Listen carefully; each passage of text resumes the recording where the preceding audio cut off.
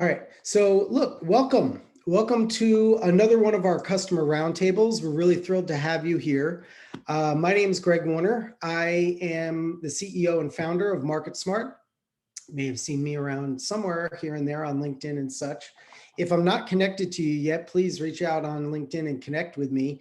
Today's presentation is going to be all about what to say when you make outreach to your supporters, especially using our system, which, as you know, is going to further qualify people and prioritize them for your outreach. So a little bit of housekeeping here is all of this will be, well, it's being recorded right now, and we will share the slides with you. And if any of your colleagues couldn't make it today, then they will still get these slides. So don't, I mean, there's not slides really, there's not much here, but the recording is mostly what you would probably want. And it'll be shared with everybody, even if they didn't attend. So one thing I do ask is there are some people who are not yet customers here or who have been customers in the past, is that you do not share this with others. Just be polite and respectful, if you don't mind, of the fact that this is really for our customers. And there's going to be some intellectual property discussed here. So don't share it. It's just not cool. um, Otherwise, I encourage you to participate. This is entirely for you. Use the chat tool, use the hand raising tool, and then just speak up, speak clearly into your microphone. Trisha, my marketing assistant, will be helping me to see that you've raised your hand, that you want to talk, and then she'll unmute you. We're expecting at least a couple dozen, maybe a few dozen people here today. So we just thought we'd do it this way to make sure that we don't have everybody talking over one another. If this way doesn't work, we're going to try it a different way where you can see everybody's faces and such, and we'll try it that way next time. So we're learning here with these roundtables, and your feedback is very important. So look, this is all about helping you become the fundraiser that you always wanted to be. That's what we try to do here at MarketSmart. So this session is all about a little bit of information, not so much from us, but more from our customers. And we hope you educate yourself thanks to this and the sharing of the stories and the collaboration that you gained today. I do encourage you also to reach out to one another. If you hear something interesting from somebody else and you want to connect with them, reach out on LinkedIn or ask your customer success manager to connect you with them so that you can share ideas and brainstorm how to best use our system to greater effect. So I know I probably didn't list everybody, but I know that there are some folks who agreed to engage and bring about their stories and tell how they're using the system to make outreach. If I forgot anybody, I think Simone is probably on the call and some others. So, but anyway, a special thank you to all of those who agreed to participate. Dana, Shalita, John Z, Kelly, Chelsea, Denise. I guess this means for diversity's sake, I'm going to need to bring in some men next time. We'll probably need to recruit some men. Okay, anyway. Your participation is appreciated. It's not mandatory. You can sort of listen and lurk if you'd like. And at the very end, there will be a survey, and I'd really appreciate it. All of us would, if you'll please let us know how we did, but give us constructive criticism because we want to make this better for you.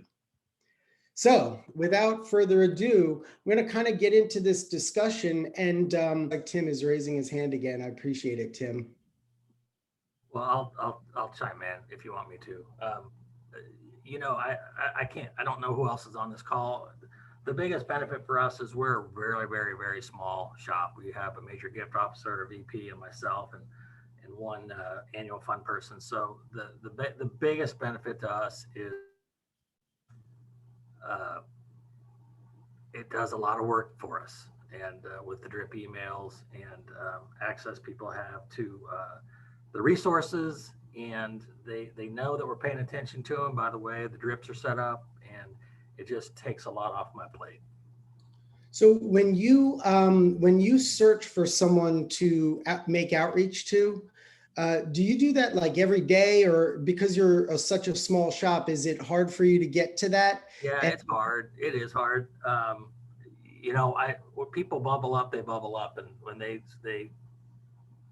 show interest and stuff happens, I move people straight to the top of the list. So it's a little bit of whack-a-mole for us, again, just because of size. And uh, so the biggest benefit is, like I said, it's just it keeps us on top of people's consciousness. Mhm. Okay, thank you, Tim. So I'm curious, with some folks, they use the sorting feature, especially for instance, if they're in planned giving, they might use the sorting feature, for instance, to find people who are childless, if you will, and older, but others combine that with the recency indicator to determine who's most recently engaged. Anybody have any stories to bring forth about how they are using the system and for what purpose? Yes, thank you. Yeah, sorry about that. I was having some audio issues. Um, there's 3 of us on our plan giving team who it's our full-time job to do plan giving. So we are a little bit unique that way.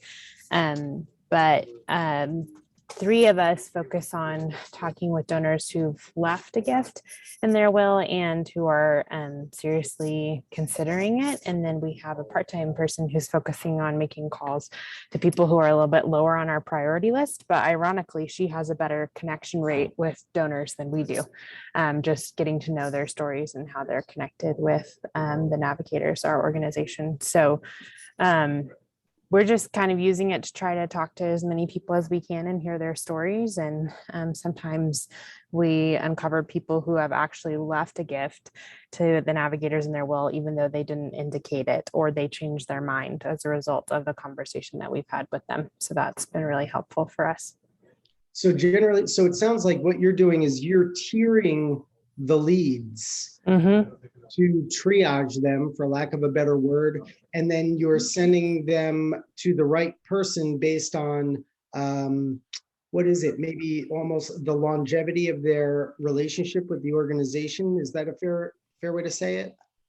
Yeah, their longevity or just their commitment. A lot of our donors give to our field staff, and donors who are connected to a specific person are pretty committed to the organization. So sometimes we can sort by that as well, which is helpful. But yeah, we've just kind of learned as we've gone, because this, I think, is our 3rd year working with MarketSmart. So we've continued to adapt our approach as we've gone along to figure out what works for us and what we're able to manage at the time.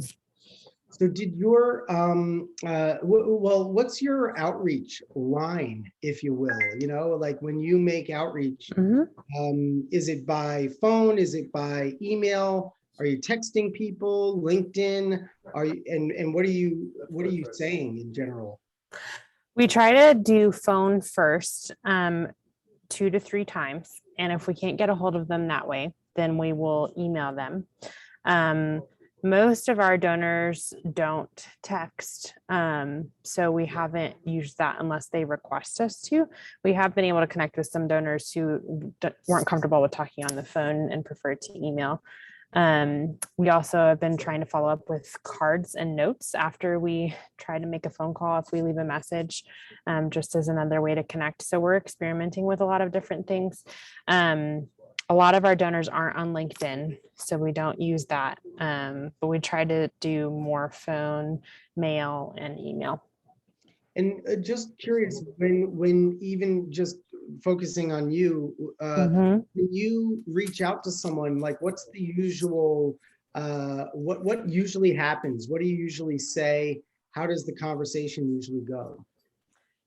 So I'm usually talking to donors who say that they've left a gift to the navigators in their estate plan, or they're seriously considering it. And I just call and remind them that they took a survey at some point recently and let us know that they had left a gift to the navigators in their will or were considering it. And I mostly just wanted to connect with them and thank them for letting us know and hear their story. And we always try to open with hearing their story because a lot of our donors have a really long history with our organization. So we can learn a lot about them by asking that question. And then that kind of reminds them of their loyalty to the organization and why they still give. And sometimes, we have donors who only want to talk for like 10 minutes, and sometimes we have donors who want to talk for an hour. So it can vary. I have some donors that I've called who've left us a gift and just say, yep, just want to let you know. And that's it. They don't want to tell us any more about the gift. They don't want to have a longer conversation. But a lot of times we end up hearing some really great stories that we didn't know about how our donors connected with us through different ministries that we have and find out what they still give to and why they're leaving a gift in their estate plan to the navigators. So, and last question, thank you, by the way, for participating. And I'm going to call on somebody else also, raise their hand, and we can bring in Tim because he might have something to add to that. I think when you ask people or mention the survey, even remember it, because when I've made these calls on behalf of customers as a volunteer, they often say they don't remember, and it's like clear that they took it because they wrote notes and stuff. So that's a little weird. Like, have you ever had that happen? No. Yeah, we do have that happen, especially with some of our older donors. But we try to just skim over that part if we can and just say, like, it's okay, that you don't remember. Do you mind sharing your story with me and how you got connected with the navigators? I'd really love to hear it. And sometimes they say no, but most of the time they say yes. So we just try not to focus too much on reminding them about something that they forgot. And it usually works pretty well. Okay, cool. And one other question came in from Jen, asking about you're using a longtime volunteer, is it, or an associate or somebody to help you make outreach? What's the story behind that, and how did that come about? Yeah, so she is part-time with us now. She worked for the navigators for a long time. She was the first round of our Edge Corps staff, which are post-college students usually, who end up serving internationally for a couple of years. And that program started in the 90s, and she was one of the first students to participate in that. And she was with our organization for a long time in a couple different areas. And then she left to go work at another nonprofit. And then we happened to connect with her and found out that she was looking for some part-time work. And so now she's a part-time caller for us, and her job is just to call donors who are a little bit lower on the consideration stage list and talk to them and hear their story. And because she knows so many of our field staff and our staff who work here at our headquarters, she is really able to connect really well with our donors because of her long history with the organization. So even if those donors don't end up changing their mind and that they're thinking about considering a legacy gift now, we're just hearing some really amazing stories and kind of planting a seed with those people that she's talking to. That's great. She knows the stories. And Tim raised his hand. I don't know if you had something to add to that, Tim, or I could go on to someone else. No, you actually asked my question to Chelsea. I fascinated sometimes by when I ask people about, their survey. A lot of them say, I don't. Not two things, but two that I've heard is, I don't remember doing it, or, yep, I did. Yeah. Well, I'll tell you. And that's it. And I think, pardon me, and I think also, like, so we get a lot of folks that just say, yeah, I've let you know. That's the end of the conversation. And I think that happens, nationally, I think that happens more than people realize. I do know that it happens quite a bit with us. Yeah, well, look, asking about the survey is one thing. We always recommend asking them about something they wrote in the survey, Mhm. asking them, why or how come or how did that happen or tell me more. Now, I will tell everybody on this call, in case you haven't known, Dr. Russell James, well, I'm assuming that you know him, he's kind of been in hiding, working on a lot of research, and I've been helping him behind the scenes. And we're going to be rolling out a ton of new research in the fall and throughout the rest of the next 12 months after that. Part of his research includes over 200 questions that you should ask donors. And these are recommended by Dr. James based on his research. So some of these questions are more appropriate for different stages of the consideration process, but we'll be rolling that out to help you so that you don't have to get into that awkward position, and you can hopefully help these folks. And there you go. Okay, you should be able to talk now, except Yes. there you go. Hey, Greg, Hi. thanks for doing this today. And we have a new planned giving person, a coordinator at WETA, Gina Wilson.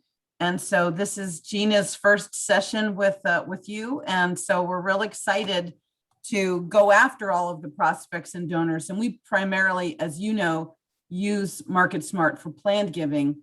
And we do sort. The great thing for us is the response rate to the survey has been great. And we've had, I think, 23 new self-identifications in this fiscal year who've included WETA in their plans. And with Gina's help, we're going to start reaching out to all of those really great high number prospects, those women who've never been married, or they're divorced, or they're widowed with no kids, and who've been on the WETA file forever. And so, you never know.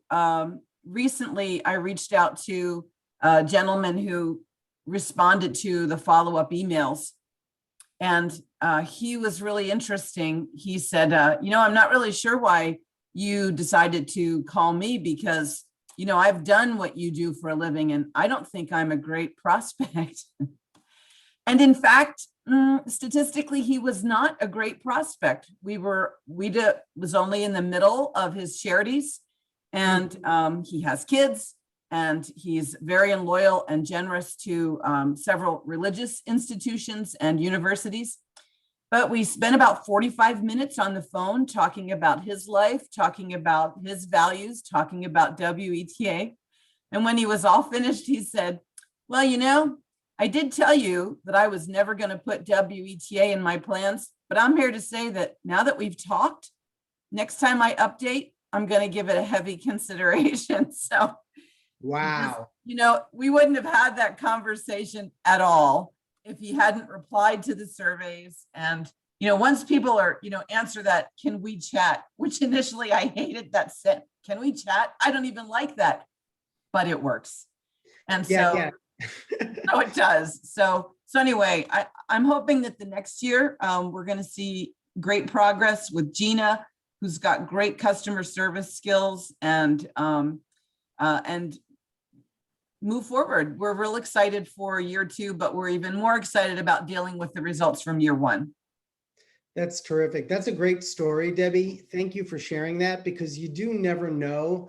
I do encourage people that although our system is designed to prioritize what we feel are the best leads based on their verbatims and their digital body language, it is important that you hire. I believe you should either hire or engage volunteers to go deep into the list and show these people that you care, and try and engage them in their why and these kinds of conversations, because it usually, you keep in mind that the system is designed to bring people inches or several feet closer to you, so that then you can reach out to them, and together you can talk about their relationship with the mission. Mm-hmm. Then you do the job that you are so skilled at, which clearly you did. And it's all about making people feel good, don't you think? Oh, I think that's absolutely what it's about. And making them feel valued And so I think that's really important, and that when people take the time to do the survey and then the follow-up and they reach out, that we respond to them. And as you and I both know, what's the most important thing on your plate? It has to be reaching out to donors to grow the mission of Planned Giving. Without a doubt. Without a, thank you. There are some other folks on here that I hope you don't mind that I call out, like Sharon. Hi.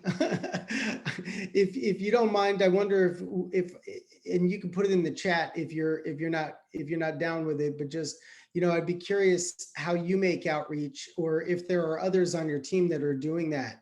In my experience, you're probably the one that's doing it the most. Or if there are other people, just raise your hands if you'd like to contribute and ask or provide what you're doing. And by the way, I saw, Kelly, thank you for that message in the chat there, that you received a $100,000 charitable gift annuity from a prospect who was already in our prospect pool but hadn't considered a CGA with CMU. That's Central Michigan University.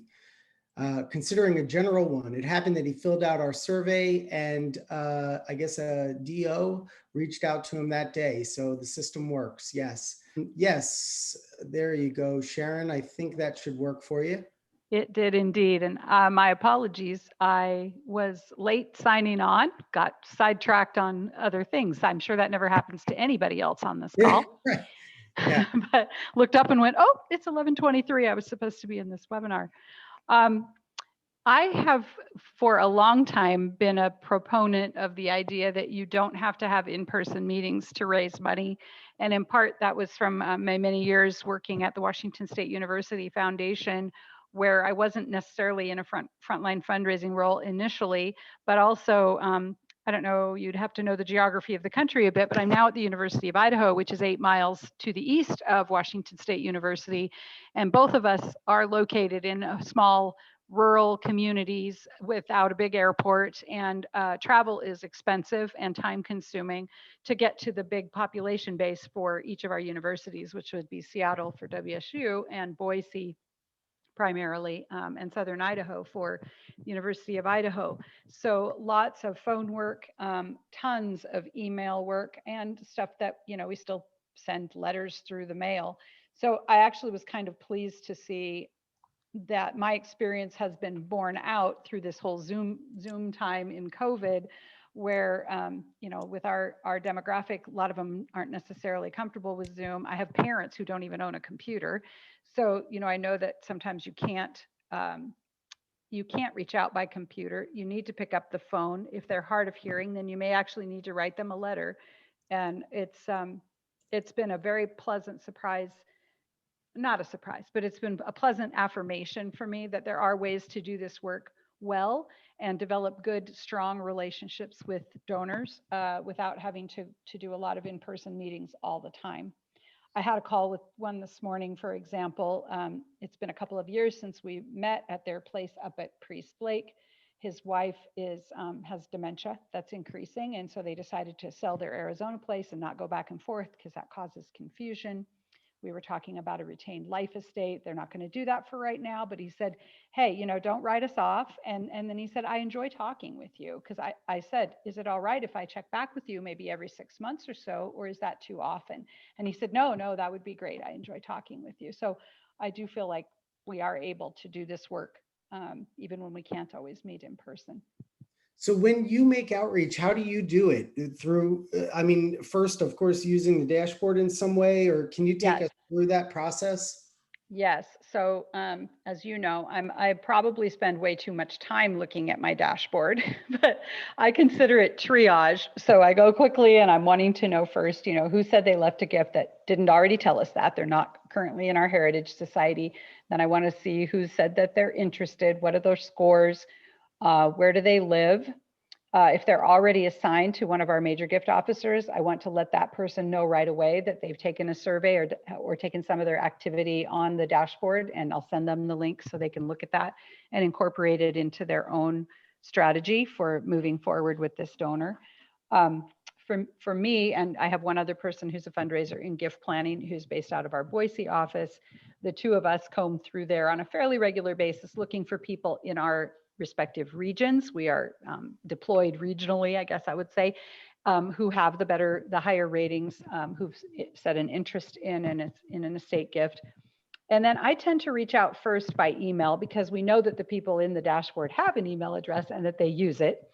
And then I will often end my email with, I'll follow up with you by phone, or I will just tickle myself for about a week to go by. If I haven't heard anything, I'll call to follow up.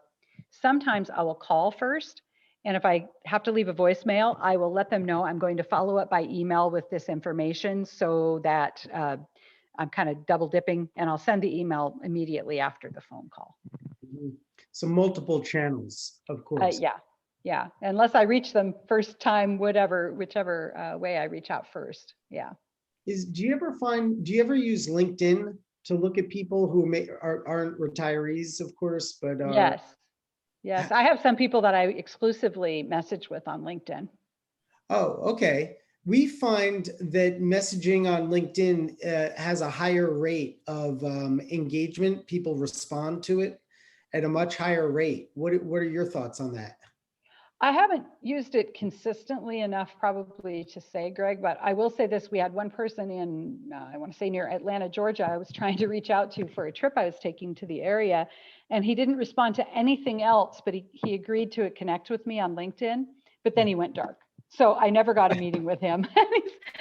We don't know his address or his phone number. It's really frustrating. He's kind of lost in our system, but we can find him on LinkedIn, and he's retired. So I don't know how often he actually uses his LinkedIn. Right. Try messaging on LinkedIn. See if that works. Yeah. It's worth a try. All right. So, all right. Well, I'm going to reach out and ask if any of the staff here at MarketSmart have any stories that they'd like to tell from others that they've been hearing about in how they use outreach. I think I'd like to perhaps call on Jen because she tends to have the most stories. So sorry for putting you on the spot there, Jen, but what can you tell us about a recent story from one of your customers? Yeah, this is great. First off, I'm so excited to see a couple of the customers that I work with on this call today. I know you guys some of you, Chelsea, I know I invited you and I'm really glad you spoke up. Thank you so much for sharing. Tim, likewise. But yeah, one of the stories that really just seems to be so effective when I share it with others is actually about a sponsorship organization that we work with. We had a gift officer who was constantly, kind of like Sharon had described, constantly in that dashboard and looking at, the activity that was going on, because as many of you on this call are aware, you have your cultivation that's going out. If we have additional efforts that folks are engaging with, it's beyond just the survey and that snapshot in time where you're getting an answer about someone's interests, but we can actually see, what they're doing, what their body language is showing. And so a gift officer actually shared with me at one of the child sponsorship organizations we work with that he was in the dashboard and he just kept noticing this one donor who didn't particularly look super qualified, but he kept coming back up to the very top of his dashboard because, everybody shows up in chronological order of recent activity. And he thought, that's really strange. He looked at his digital body language and saw that he kept engaging with some of the emails that were sent. He went to the microsite. So he just picked up the phone and called this guy. And lo and behold, he had a great conversation with the gentleman who thought that he was talking with a gift officer he had already been in communication with via these emails. So it was very cordial, not a cold call at all. And he had a lovely discussion with this person. They agreed to set up a meeting to talk further in person. And at the end of the call, he said to the gift officer, this donor said to the gift officer, I'm so glad that you called me because I've been meaning to make a contribution to you guys and I just keep forgetting, but this was a good reminder. So truthfully, gift officer told me he was happy with that. That's lovely. Thank you. Didn't think too much about it since it was so off the cuff. They hung up the call. He was really pleased that he got a meeting with this guy.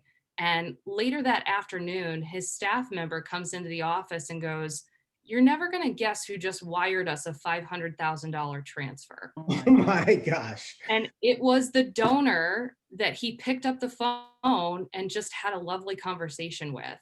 So I want to just, of course, wave the flag. Not everybody's going to have $500,000 that they're ready to send you. But could you imagine what a missed opportunity that would have been if he didn't take the time to just pick up the phone and engage somebody who clearly had shown interest through his digital body language and, the materials that we had out there. Yeah, that's interesting. And in fact, there was one that came through from a college. I won't say the fundraiser's name or their school, since this is probably private, but they mentioned that someone had used the Calendly link that we've been testing and putting in the automated emails. But one of the supporters who's been getting the automated cultivation clicked on that, and they set up a time, 15-minute call to talk to this fundraiser. And they weren't really highly, like they weren't one of those that you would jump out at you as being worthwhile to call and such. So anyway, they set the appointment for themselves, and he thought, well, they said it, I may as well just have the call. Had the call, and it was because the person wanted to talk about a $5.4 million estate.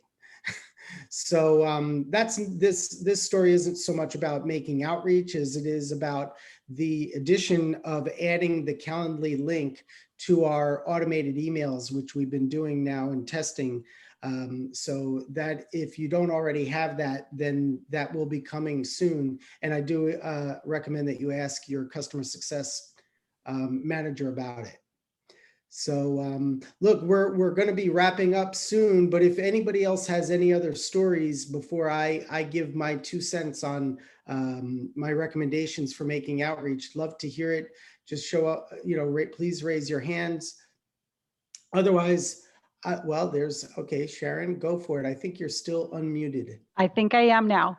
I was just going to mention that one of the other things that we talk about is life stages and things being at the right time for a donor. The fact that you sent them something 5 years ago and they put it aside or said, that's not for me now, doesn't mean it might not be for them in the future. And I think my best case in point, although it's kind of a sad one, is we did our first survey in 2017, and we had somebody said not interested in an estate gift whatsoever. That person is now in our Heritage Society because his life circumstances changed. His wife died unexpectedly, no children, and so now we are getting a portion of his estate.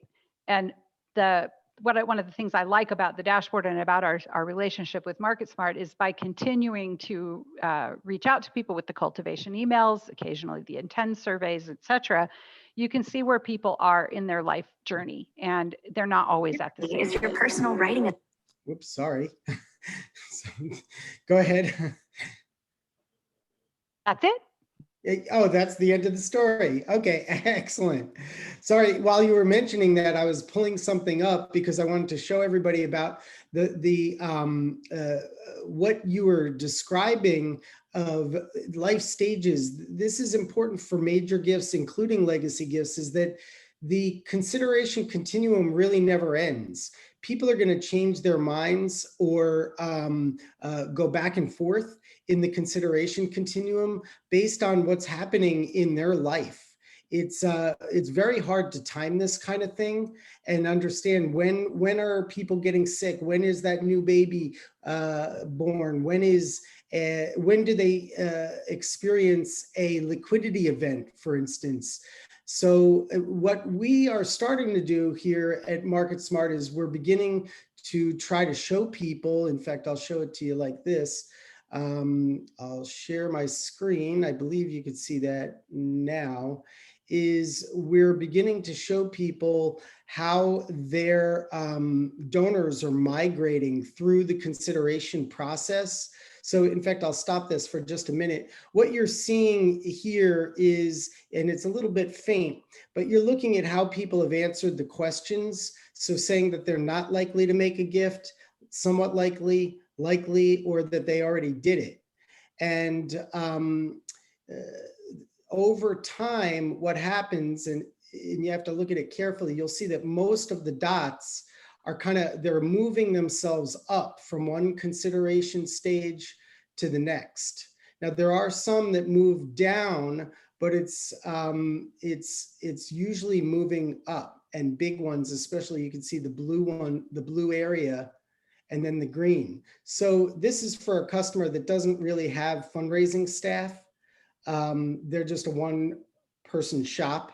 So they rely on our system to do a lot of the, I guess you'd call it automated moves management in order to keep relationships warm, even if there's turnover and such in the organization.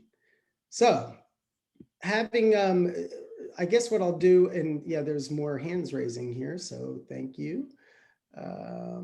Yeah, Sharon, if your hand is still up because you wanted to add to that, then feel free to. But if not, then that's okay.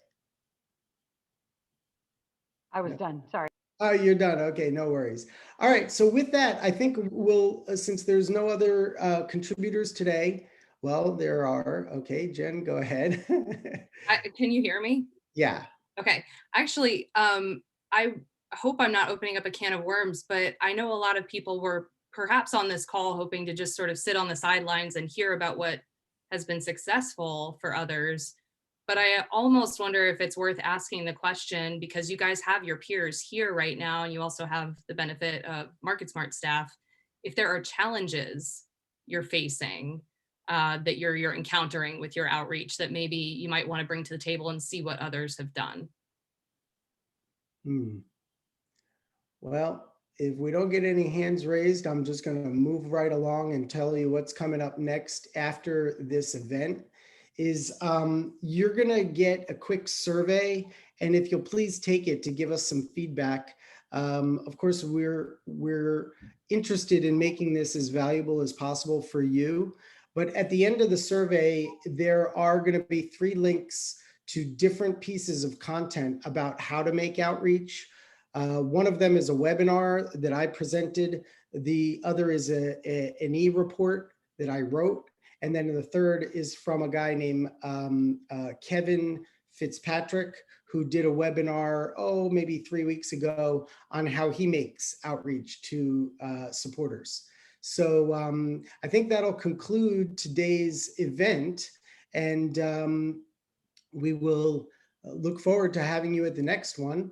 If there's any questions, you can always contact me directly through info@imarketsmart.com or just message me on LinkedIn. But otherwise, I'm going to wrap it up for today. And thank you, everybody, for participating. And please take the survey after you leave. Thank you. Bye-bye.